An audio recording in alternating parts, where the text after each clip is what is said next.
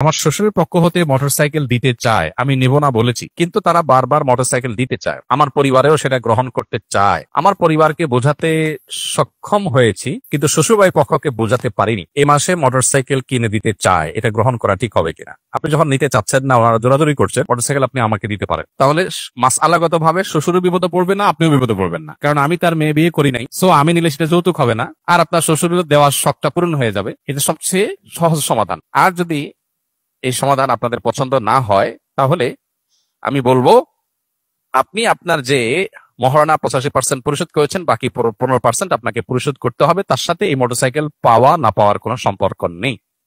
শ্বশুরকে বোঝাতে হবে বিষয়টা, আপনি কেন নিতে চাচ্ছেন না, এই জিনিসটা তাকে বোঝাতে হবে। তাকে বলতে হবে যে আপনি আপনার মেয়েকে বা জামাই হিসাবে ছেলের মতো আমাকে আপনি স্নেহ করে কোনো কিছু দিতে চান, সেটা ইসলাম নিষেধ করে না। হাদিয়া দেওয়া মোটার আগে নিষেধ না, কিন্তু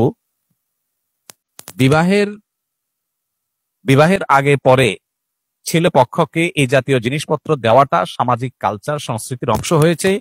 এইটা যদি আপনি দেন, এটা একটা দৃষ্টান্ত। আরেক বাবা তিনি তার কন্যার জামাইকে তা দিতে হবে, মানসিক চাপ তৈরি হবে, কারণ সমাজে যখন সবাই দেয় একটা রেওয়াজে পরিণত হয়। অতএব এটার ভাঙা দরকার। আমরা শ্বশুর জামাই মিলে ডিসিশন নেই, এটাকে আমরা ভাঙার চেষ্টা করি। আপনি আমাকে এমন কিছু দেন যেটা আসলে সমাজে যৌতুক হিসাবে দেয় না। মোটরসাইকেল তো যৌতুকের কমন একটা আইটেম। যৌতুকের কমন আইটেম গুলোর ভিতরে কি? মোটরসাইকেল, ফ্রিজ, টিভি, সোফা, তারপরে এই জাতীয় আরো যেসব বিষয়গুলো আছে, এগুলো হলো যৌতুকের একেবারে কমন আইটেম। আপনি ডাইরেক্ট যৌতুকের আইকনিক আইটেম দিলে যৌতুকটা সমাজে আরো প্রতিষ্ঠিত হবে।